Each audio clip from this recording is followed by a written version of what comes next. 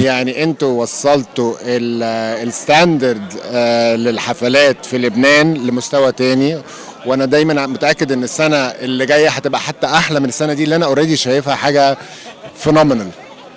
انا بقول لهم نحن كثير فخورين فيهم للاخوان الحلو طبعا، لانه على طول عم بيفرجوا احلى صوره عن لبنان. يعني الميراكس دور من اهم اليوم شو اسمه الاحتفالات الكبيره بالوطن العربي، فيعطيهم الف عافيه ويضلهم هيك على طول بهمتهم ضاويين على صوره لبنان الحلوه.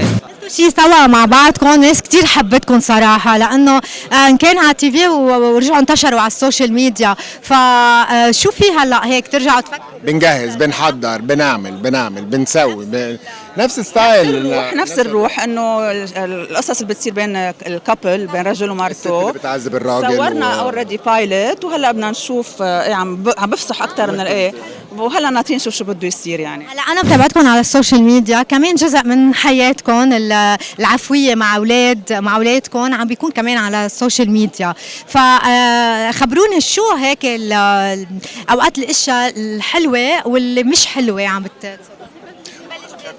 انا عايز اقول حاجه، انا ببص على السوشيال ميديا بطريقه مختلفه، ان انا شايفه كدايري للولاد في المستقبل، ان احنا كنا مثلا في المكان ده عشان بس يفتكروا كمان لا هي مش ان انا مش واخده قوي يعني موضوع فني وماركتينج. ما كثير بنستعمل صراحه الاولاد بالفيديوز تبعولنا كثير مقلين جدا.